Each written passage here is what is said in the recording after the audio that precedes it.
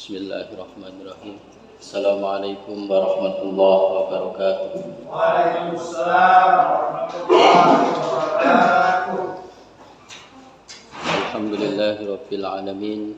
Wassalatu wassalamu ala asrofil anbiya'i wal mursalin sayyidina wa maulana Muhammadin wa ala alihi wa sahbihi ajma'in.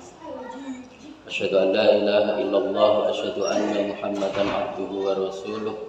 Allahumma salli ala sayyidina Muhammad wa ala ali sayyidina Muhammad. Qala Allah ta'ala fil Qur'anil Karim, a'udzu billahi minasyaitonir rajim.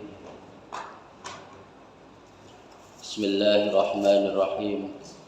Nahnu naqussu 'alaika ahsanal qasasi bima auhayna ilaika hadzal Qur'an wa in kunta min qablihi laminal ghafilin. Shadaqallahul azim. Masyarul muslimin, Bapak Ibu yang dimuliakan Allah Subhanahu wa taala, orang tua kami, alim ulama, cerdik pandai, para ustadz, para kiai, para buya yang senantiasa kami takdimi, imam kita Al-Ustadz Anwar Sadat yang sama-sama kita muliakan, Bapak Ibu jamaah Masjid Al-Muhajirin yang semoga senantiasa dirahmati Allah Subhanahu wa taala. Kita bersyukur kepada Allah Subhanahu wa taala. Alhamdulillahirabbil alamin. Allah masih berikan kesehatan kepada kita, Allah masih berikan kesempatan kepada kita, Allah masih panjangkan umur kita, Allah masih berikan keimanan di dada kita, dan Allah masih menjamin rizki kita. Maka alhamdulillahirabbil alamin, segala puji hanya milik Allah, Rabb semesta alam. Kita bersolawat, Allahumma salli ala Sayyidina Muhammad wa ala ali Sayyidina Muhammad. Assalamu alayka ya Rasulullah, assalamu alayka ya Habiballah. Kita aturkan kepada junjungan kita Rasulullah Muhammad sallallahu alaihi wasallam. Semoga kita dapat memperbanyak bersolawat kepada beliau, semoga kita dapat mencintai beliau, semoga kita dapat meneladani beliau, semoga kita dapat berjumpa dengan beliau, dan semoga kita mendapatkan syafaat beliau. Allahumma salli ala Sayyidina Muhammad wa ala ali Sayyidina Muhammad. Bapak Ibu yang dirahmati Allah Subhanahu wa taala, mohon maaf agak batuk nih Pak Haji. Dari habis sholat Jumat kemarin agak demam. Kemarin hari Ahad jadwal saya ngisi di At-Taqwa setiap Ahad keempat, itu nggak bisa juga. Akhirnya minta gantikan Ustadz Rois. Kalau sehat, umur panjang, sehat badan, insya Allah saya menggantikan di Ahad depan. Jadi ini masih ada sisa-sisa demam-demamnya, batuk-batuknya. Bapak Ibu yang dirahmati Allah Subhanahu wa taala, malam hari ini kita akan membahas dalam kitab Qasasul Anbiya, kisah-kisah para nabi dan rasul, karangan Al-Imam Ibnu Katsir rahimahullah. Salah satu kisah yang terbaik yang Allah sebutkan dalam Al-Quran. Kisah-kisah yang terbaik dalam Al-Quran adalah kisah-kisah para nabi dan rasul. Dan Allah tegaskan di surah Yusuf ayat ketiga ini bahwa kisah Nabi Yusuf ini adalah ahsanal qasasi, kisah yang terbaik di dalam Al-Quran. Kisah Yusuf ini Allah ceritakan lengkap dalam satu surah khusus, yaitu surah Yusuf, surah yang ke-12 sebanyak 111 ayat lengkap. Nabi Musa kisahnya juga panjang lengkap, tetapi ada di beberapa surat, dan tidak khusus di satu surat. Begitu juga Nabi Ibrahim, panjang, lengkap, tetapi tidak di satu surah. Begitu juga Nabi Ayub, dan lain sebagainya. Tetapi di kisah Nabi Yusuf alaihissalam ini, Allah rangkum khusus dalam satu surah. Jadi kalau bapak-bapak, ibu-ibu nanti sampai di rumah, membuka Al-Quran surah Yusuf, itu kisahnya lengkap ada di situ. Kisahnya lengkap dan selesai di situ, serta banyak pelajaran yang bisa diambil. Bapak Ibu yang dirahmati Allah Subhanahu wa taala, Allah jelaskan tadi dalam Quran surah Yusuf ayat 3, A'udzubillahi minasyaitonirrajim, nahnu naqussu 'alaika ahsanal qasasi bima auhayna ilaika hadzal Qur'an. Kami menceritakan kepadamu Nabi Muhammad sallallahu alaihi wasallam kisah yang paling baik dengan mewahyukan Al-Qur'an ini kepadamu. Wa in kunta min qablihi laminal ghafilin. Sesungguhnya engkau sebelum itu termasuk orang-orang yang tidak mengetahui.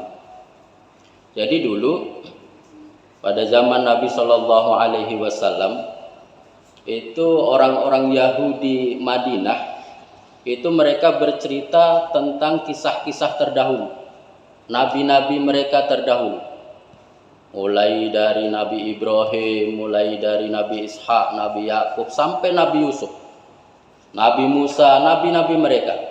Maka kisah ini telah menyebar kepada kalangan sahabat Nabi Shallallahu Alaihi Wasallam di Madinah.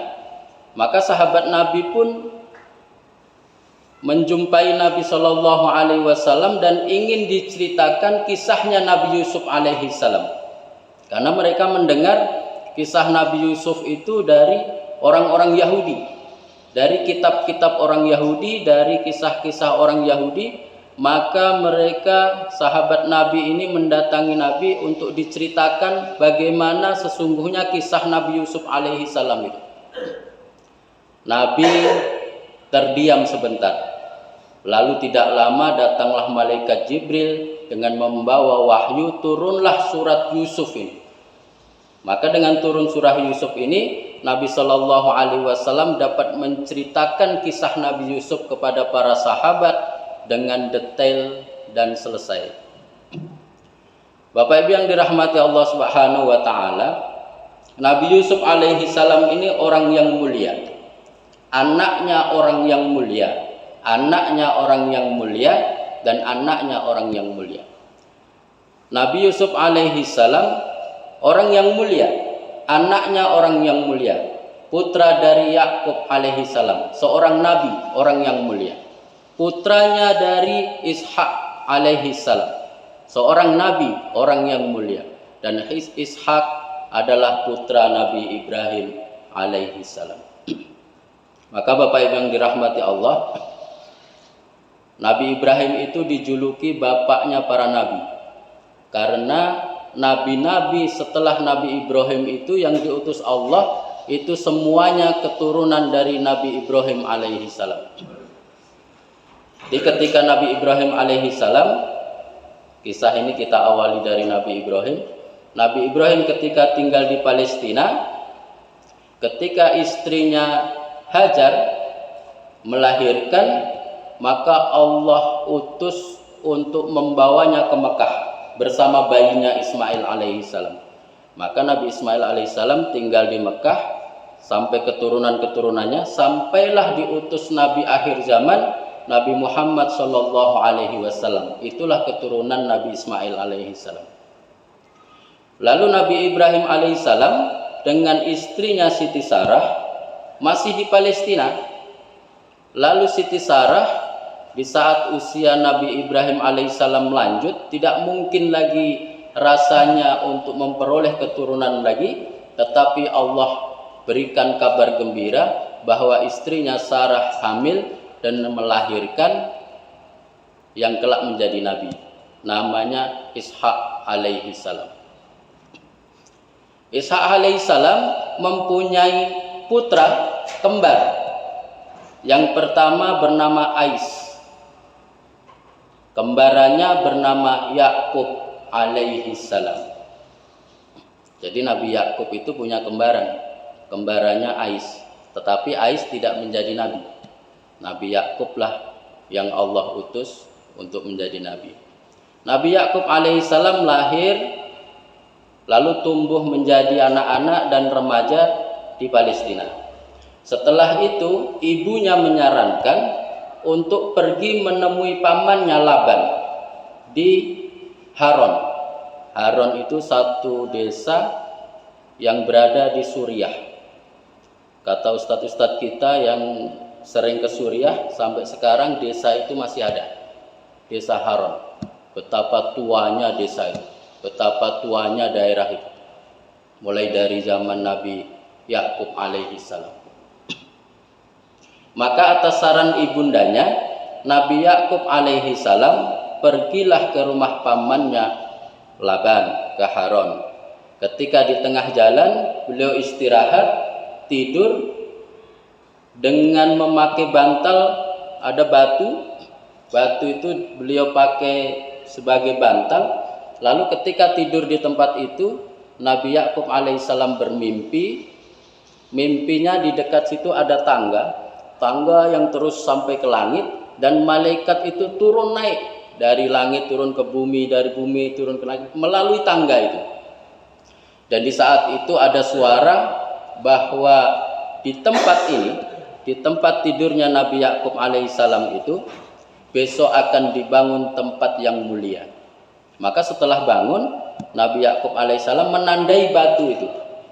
Ada yang berpendapat ditandai dengan ukiran, ada yang berpendapat ditandai dengan minyak wangi.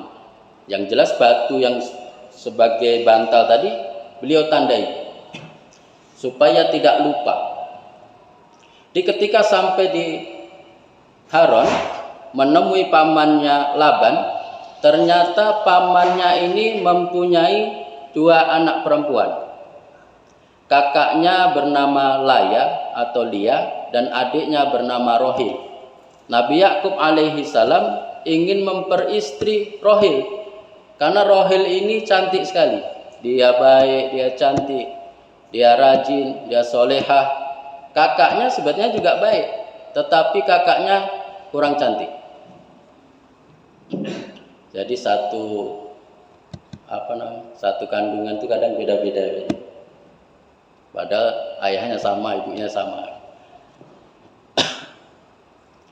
Maka maksud hatinya tadi disampaikan kepada pamannya, wahai paman, aku ingin memperistri anak paman yang bernama Rohil. Kata pamannya Laban, boleh, tetapi dengan syarat engkau mesti kerja selama 7 tahun. Jadi syaratnya itu. Ustaz Anwar dulu bekerja berapa tahun? 7 hari. Jadi selama 7 tahun Nabi Yakub muda, beliau mengembalakan domba, bertani, bekerja di tempat pamannya selama 7 tahun. Setelah 7 tahun, maka disampaikan lagi kepada pamannya, wahai pamanku, aku sudah kerja 7 tahun. Sekarang aku menagih janji, aku ingin menikahi Rohil. Kata pamannya, tradisi di Haron dulu itu tidak boleh adiknya menikah terlebih dahulu. Jadi kata pamannya, engkau kan tahu tradisi di sini. Tradisi di sini adik tidak boleh menikah terlebih dahulu. Jika engkau menginginkan anakku, maka menikahlah dengan Laya. Akhirnya menikahlah dengan Laya. Kalau Ustaz Anwar mungkin kecewa berat, langsung pulang kampung. Menikahlah dengan Laya. Tetapi Nabi Yakub alaihissalam ini tidak mau menyerah, dia tetap ingin menikahi Rohil. Lalu disampaikan lagi, wahai pamanku, aku tetap ingin menikahi Rohil. Jadi syariatnya pada zaman Nabi Yakub dulu, menikah kakak beradik boleh. Mulai tidak boleh itu mulai zaman Nabi Musa alaihissalam. Syariat Taurat itu tidak boleh lagi seorang laki-laki menikah dengan perempuan kakak beradik. Zaman Nabi Yakub boleh. Jadi dikasih syarat lagi, jika engkau ingin menikah dengan Rohil, maka engkau mesti bekerja lagi selama 7 tahun. 7 tahun lagi, Ustaz. Dia bekerja, mengembalakan domba, bertani, semua pekerjaan pamannya dia kerjakan, sampailah akhirnya 7 tahun. Maka menikahlah Nabi Yakub alaihi salam dengan Rohil. Rohil ini cantik sekali. Setelah tinggal beberapa lama di rumah pamannya, Nabi Yakub alaihissalam sudah mempunyai 2 istri, sudah mempunyai 11 anak. Anak yang dengan Laya itu 6 orang. Lalu anak yang dengan, jadi ketika Nabi Yakub menikah dengan Laya, itu ayahnya Laban ini memberikan budak 1 untuk membantu. Ketika Nabi Yakub menikah dengan Rohil, ayahnya juga memberikan budak 1 untuk membantu rumah tangganya. Jadi budaknya Laya itu namanya Yulfa, budaknya Rohil namanya Balha. Jadi anak dari Laya tadi 6 orang. Rohil belum juga mempunyai keturunan, padahal sudah lama menikah. Akhirnya sebagai seorang istri, dia merasa sedih tidak bisa memberikan keturunan kepada suaminya. Lalu dia berikanlah budaknya tadi, Balha tadi, kepada suaminya. Wahai suamiku, nikahilah Balha. Siapa tahu dengan Balha ini ada keturunan. Maka menikahlah Nabi Yakub dengan Balha. Dengan Balha ini Allah berikan keturunan 2 orang laki-laki. Lalu Laya tidak mau kalah. Dia berikan juga budaknya kepada suaminya, pada Nabi Yakub alaihissalam untuk dinikahi. Yulfa tadi dinikahilah oleh Nabi Yakub, diberikan anak 2 orang. Jadi istrinya Nabi Yakub itu 4 orang. Mantap Ustaz. Jadi setelah banyak keluarganya di Haran, peternakannya sudah banyak, sudah jadi kaya nih. Nabi Yakub sudah jadi kaya. Kudanya banyak, untanya banyak, dombanya banyak, perhiasannya banyak. Dia rindu kepada kampung halamannya di Palestina. Lalu dia minta izin kepada pamannya untuk membawa semua ternaknya, membawa istrinya, membawa anaknya pergi ke Palestina, kembali lagi ke kampung halaman. Maka berpamitanlah kepada pamannya, Nabi Yakub alaihissalam kembali lagi ke kampung Palestina. Sampai di sana disambut hangat oleh saudara kembarnya Ais. Lalu hiduplah Nabi Yakub alaihissalam di Palestina, dan dia mencari batu yang dia dulu tempat sebagai bantal itu. Bantal tempat tidurnya itu dicari, akhirnya ditemukan itu, dan Allah perintahkan di tempat itu dibangun sebuah bangunan yang disebut dalam bahasa Ibrani itu Bait El. Dalam bahasa Arabnya Baitullah, yang sekarang menjadi Baitul Maqdis, Masjidil Aqsa. Di Masjidil Aqsa itu dulu disitulah tempat istirahatnya Nabi Yakub alaihissalam ketika perjalanannya dari Palestina ke Haran. Dibangun dengan seadanya, lalu dibangun permanen, ditinggikan dan dikokohkan pada zaman Nabi Sulaiman alaihissalam. Makanya orang Yahudi itu tidak mau melepas Bait El itu, Baitullah, Baitul Maqdis itu, kisahnya itu. Karena yang membangun pertama kali adalah nenek moyang kami. Nabi Yakub itu kan julukannya hamba Allah. Dalam bahasa Ibrani Israel. Isra artinya hamba, Il artinya Allah. Israel adalah hamba Allah. Jadi Israel itu adalah Nabi Yakub alaihissalam. Dan Bani Israel itu adalah anak-anaknya Nabi Yakub alaihissalam sampai sekarang keturunannya itu. Jadi di Palestina sudah punya 11 anak. Pada akhirnya Rohil pun hamil dan melahirkan anak yang bernama Bunyamin. Bunyamin ini ketika dilahirkan, ibunya agak sulit melahirkan, maka bersama kelahiran Bunyamin itu wafatlah Rohil, istri tercinta Nabi Yakub alaihissalam. Jadi Nabi Yusuf masih kecil, Bunyamin masih bayi. Sementara 10 saudaranya tadi, yang dari ibu-ibu yang lain itu sudah besar-besar.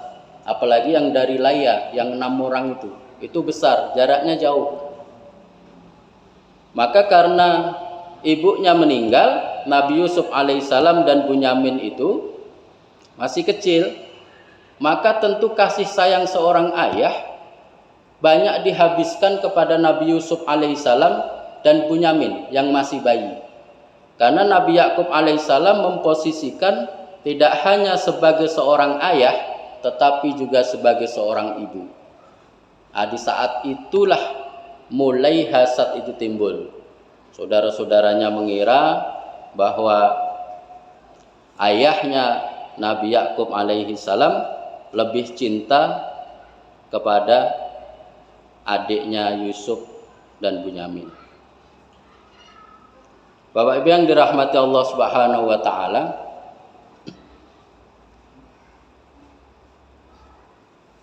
maka dalam Quran surah Yusuf itu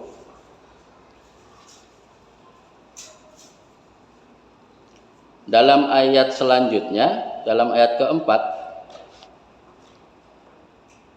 jadi itu jadi pelajaran kita juga Ustadz Anwar. Kalau besok Ustadz Anwar ada niat menikah 2, 3, dan 4, itu jangan jadi satu rumah. Kalau tidak ibunya yang cemburu, anaknya hasad kepada anak ibu yang lain. Nah, jadi kalau satu di Kerinci, satu di Perawang, satu di Air Molek, satu di Pekanbaru, mungkin tak nampak lah, hasadnya nggak nampak. Jadi kalau satu rumah begitu.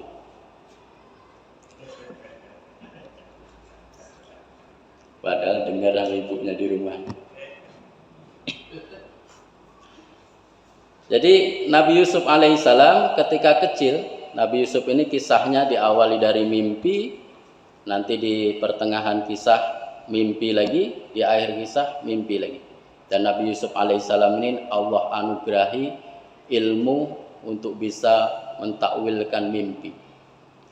Jadi ketika masih kecil, Nabi Yusuf bermimpi. Dalam ayat 4, Iqala Yusuf li abihi ya abati inni ra'aitu ahada asara kaukaban was-samsa wal qamara wa aituhum li sajidin. Ingatlah ketika Yusuf berkata kepada ayahnya Yakub, wahai ayahku, sesungguhnya aku telah bermimpi melihat 11 bintang, matahari dan bulan. Aku melihat semuanya sujud kepadaku. Jadi masih kecil dia bermimpi, disampaikan kepada ayahnya. Karena ayahnya Nabi, ayahnya tahu ini bukan mimpi sembarangan. Ini mimpi yang luar biasa. Bahwa Yusuf besok kelak dia akan menjadi orang yang mulia. Mulia di dunia dan di akhirat. Maka dia sampaikan kepada anaknya bahwa mimpi itu tidak boleh diceritakan kepada saudara-saudaranya. Qala ya bunayya la taqsus ru'yaka ala ihwatik fayakidu laka kaida. Inna syaitana lil insani aduwwum mubin. Dia ayahnya berkata, wahai anakku, janganlah engkau ceritakan mimpimu kepada saudara-saudaramu, karena mereka akan membuat tipu daya yang sungguh-sungguh kepadamu. Sesungguhnya setan adalah musuh yang jelas bagi manusia. Jadi dulu santri-santri di Jawa, kalau masih udah lajang-lajang tanggung itu, dia memakai ayat ini Pak Haji. Jadi kalau ada cewek cantik lewat gitu kan, dibacakan ayat ini. Inni ra'aitu ahada asara kaukaban was-samsa wal qamar ra'aituhum lisajidin. Tapi saya tak pernah. Karena tak pernah makanya tak hafal ayat ini. Kalau yang sering praktekkan dia hafal ayat ini. Kalau santri di Sumatera Utara nggak tahu ya. Atau mungkin sama aja. Jadi mimpinya itu ada bintang, 11 bintang, matahari dan bulan. 11 bintang itu saudaranya, matahari itu ayahnya, dan bintang itu adalah ibunya. Bapak Ibu yang dirahmati Allah Subhanahu wa taala, Maka semakin hari kasih sayang Nabi Yakub alaihissalam kepada Nabi Yusuf dan adiknya Bunyamin semakin besar. Apalagi sudah terdapat tanda-tanda kemuliaan dengan mimpinya, dengan sikapnya. Seorang nabi ini kan mulai dari kecil Allah jaga sikapnya. Dari tutur katanya Allah jaga, dari adabnya. Maka nabi itu tidak mungkin dia mencuri. Nabi itu tidak mungkin dia berbohong. Nabi itu tidak mungkin dia melakukan maksiat-maksiat, karena memang Allah jaga dari kecil. Maka tentunya Nabi Yusuf kecil itu dia sudah terjaga, akhlaknya baik, tutur katanya baik, apalagi ditambah dengan ketampanan yang luar biasa. Orang ganteng ini Pak, mulai dari balita itu kan sudah nampak gantengnya. Jadi tidak hanya tiba-tiba ada sebesar Ustaz Anwar baru nampak, Ustaz Anwar ganteng rupanya. Dari kecil sudah nampak, dari balita sudah nampak. Maka pada saat Isra Mi'raj Nabi Shallallahu Alaihi Wasallam berjumpa dengan Nabi Yusuf. Kata Nabi Yusuf itu seperti kilat, ganteng sekali. Dan kata Nabi Yusuf itu diberikan separuh ketampanan Nabi Adam alaihi salam. Jadi orang yang paling ganteng di dunia ini Nabi Adam alaihi salam. Karena Nabi Adam itu tidak dilahirkan, diciptakan langsung oleh Allah. Betapa sempurnanya lah penciptaan Allah Subhanahu wa taala. Dan orang yang paling cantik adalah Siti Hawa. Karena Siti Hawa juga diciptakan langsung oleh Allah Subhanahu wa taala. Dan Siti Sarah, istrinya Nabi Ibrahim alaihissalam, diberikan separuh kecantikan Siti Hawa. Maka suatu ketika sahabat Nabi Shallallahu alaihi wasallam bertanya kepada Nabi, "Ya Rasulullah, mana yang lebih ganteng, engkau atau Nabi Yusuf?" Karena kata orang-orang Yahudi, Nabi Yusuf itu ganteng sekali. Tetapi aku tidak pernah melihat orang ganteng melebihi kegantenganmu ya Rasulullah. Maka jawab Nabi, aku dan Yusuf seperti matahari dan rembulan. Nabi Sallallahu Alaihi Wasallam dengan Nabi Yusuf itu mirip-mirip, sama-sama gantengnya, imbang-imbang. Maka kalau ada yang pernah bermimpi dengan berjumpa dengan Nabi, yaitu suatu kenikmatan yang luar biasa. Bisa menangis-nangis lah melihat wajah Nabi yang penuh wibawa, ganteng, luar biasa. Mudah-mudahan kita besok bisa berjumpa dengan Nabi Sallallahu Alaihi Wasallam. Maka Bapak Ibu yang dirahmati Allah Subhanahu Wa Taala, semakin hari kasih sayang Nabi Yakub alaihissalam semakin besar. Karena itulah kecemburuan, hasadnya saudara-saudaranya semakin besar pula. Maka mereka berencana ingin menyingkirkan Yusuf. Bunyamin masih kecil. Kalau Yusuf ya sudah bisa bermain-main. Maka disusunlah siasat, saudara-saudaranya berkumpul yang 10 orang tadi, kecuali Bunyamin, berarti 10 orang, mereka ingin membunuh Yusuf. Tetapi Yusuf ini tidak pernah dilepaskan oleh ayahnya, dia selalu didampingi oleh ayahnya. Sudah berkali-kali saudaranya ini minta izin untuk membawa main Yusuf, tetapi tidak pernah diizinkan oleh Nabi Yakub alaihi salam. Pada suatu ketika dia membujuk ayahnya untuk diajak bermain. Ayahnya pun berkata, jika engkau mengajak adikmu bermain, nanti adikmu dimakan serigala. Ini dalam ayat selanjutnya dijelaskan, nanti bisa dibaca. Tetapi karena bujuk rayunya yang luar biasa dari 10 saudaranya tadi, maka Nabi Yakub alaihissalam pun mengizinkan Yusuf untuk bermain dengan 10 saudaranya tadi. Maka ketika bermain, disitulah mulai siasat itu dilaksanakan. 11 saudaranya itu, 9 saudaranya tadi bersepakat untuk membunuh Yusuf. tetapi ada satu yang paling baik di antara yang jahat itu. Dia berkata, jangan dibunuh, tapi masukkan saja ke sumur. Nanti di sumur itu dia akan diambil oleh musafir dan dia akan pergi jauh dari ayah kita, sehingga ayah kita tidak lagi cinta kepada Yusuf, maka kecintaan ayah kita berpindah kepada kita. Tujuannya sebetulnya itu, ingin menyingkirkan Yusuf itu supaya Nabi Yakub alaihissalam perhatian kepada seluruh saudaranya. Sebetulnya Nabi Yakub sudah perhatian, tetapi menurut mereka Nabi Yakub alaihissalam tidak pernah memperhatikan mereka. Mereka hanya memperhatikan Yusuf dan Bunyamin saja.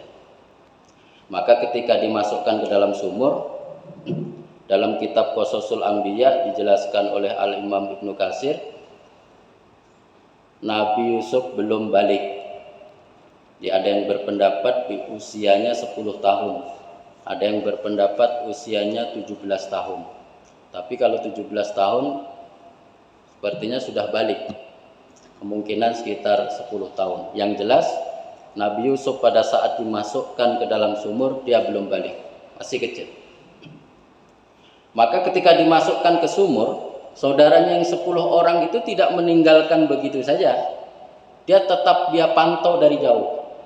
Setelah dia pantau dari jauh, ada musafir yang menimba air di situ, lalu Nabi Yusuf berpegangan pada tali itu sampai di atas. Setelah diambil oleh musafir itu mau dibawa ke Mesir, saudara yang 10 orang tadi mengejar dan berkata bahwa ini yang engkau dapatkan dari dalam sumur ini adalah budak kami yang melarikan diri. Jadi adiknya itu dibilangnya budaknya. Lalu dijual kepada orang yang mendapatkan Yusuf tadi. Dijualnya sebesar 20 dirham. Jadi murah, bukan dinar. Kalau dinar itu kan emas, kalau dirham perak. 1 dinar itu 1000 dirham. Jadi kalau 20 dirham itu murah. Sekarang yang memakai mata uang dirham itu diantaranya Uni Emirat Arab, Libya kayaknya. Jadi kalau Uni Emirat Arab 1 dirham itu 3.954 rupiah. Tidak sampai 4.000. Jadi kalau dijual 20 dirham berarti hanya 80.000. Harga Yusuf itu. Jadi tidak niat jual. Yang penting cepat dibawa pergi jauh dari ayahnya. Pada saat itulah tipu daya itu, pada sebelum dimasukkan ke sumur dibuka baju Yusuf, lalu dia potong kambing, darah kambing itulah dioleskan ke baju Yusuf, dan dia menghadap ayahnya dengan menangis-nangis. Tapi mereka lupa kalau dimakan serigala itu, serigalanya baik, bajunya tidak koyak sedikit pun. Maka Nabi Yakub tidak percaya, serigalanya kok baik. Atau mungkin suruh melepas baju dulu sebelum diterkam. Maka Nabi Yakub itu tidak percaya sedikit pun kalau Yusuf itu sudah mati. Yusuf itu masih hidup. Maka pada saat itu mulailah bersedih yang luar biasa. Setiap hari menangis sambil mencium baju Yusuf. Jadi kalau kita rindu pada seseorang, itu bisa kita mencium bajunya yang belum dicuci. Karena aroma badan kita, Allah berikan aroma badan kita ini setiap orang berbeda-beda. Maka Nabi Yakub itu ketika rindu kepada Yusuf, dia mencium aromanya Yusuf. Dia tanda sekali aroma badannya Yusuf itu. Dia ciumi setiap hari menangis, setiap hari menangis, lama-lama menjadi buta karena kecintaannya kepada Yusuf. Tetapi ketika di dalam sumur, dikisahkan di dalam sumur itu selama 3 hari. Kalau tidak karena pertolongan Allah, anak kecil yang belum balik dimasukkan ke sumur selama 3 hari, dia pasti sudah meninggal. Tapi karena ini irhas, termasuk irhasnya Nabi Yusuf alaihissalam. Irhas itu sesuatu yang luar biasa yang Allah berikan kepada calon nabi. Nabi Yusuf belum diangkat menjadi nabi, tetapi beliau calon nabi. Jadi ketika di dalam sumur, Allah utus malaikat Jibril untuk menenangkan Nabi Yusuf, untuk menenangkan Yusuf kecil tadi, dan menceritakan kedepannya seperti apa. Perjalanan hidupnya kedepannya diceritakan oleh malaikat Jibril di dalam sumur itu. Jadi kalau 10 tahun itu kan sekitar kelas 4 SD, itu sudah ngerti. Diajak ngomong udah ngerti. Diceritakan setelah ini engkau akan diambil orang, lalu dibawa ke Mesir, lalu dijual, lalu dibeli oleh Al-Aziz, pejabat Mesir, lalu engkau tumbuh besar. Diceritakan semua. Dan kelak engkau akan berjumpa lagi dengan ayahmu dan saudara-saudara. Diceritakan semua. Itulah yang membuat tenang Yusuf alaihissalam ketika di dalam sumur. Sampai-sampai disampaikan oleh malaikat Jibril bahwa nanti akan ada musafir yang menimba air. Pada saat itulah engkau pegangan dengan kuat di tali timba itu. Maka ketika turun, sudah sampai 3 hari, turun, dipegang. Jadi sudah diceritakan semua. Itulah yang membuat Yusuf kecil ini dia tenang. Maka dijuallah ke Mesir, dibawa ke Mesir. Di Mesir itu ada Al-Aziz. Al-Aziz itu pejabat nomor 2 Mesir. Dia bukan raja Mesir, dia di bawah raja Mesir.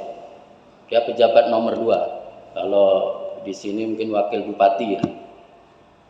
Kebetulan tidak punya anak, sudah menikah, tidak punya anak.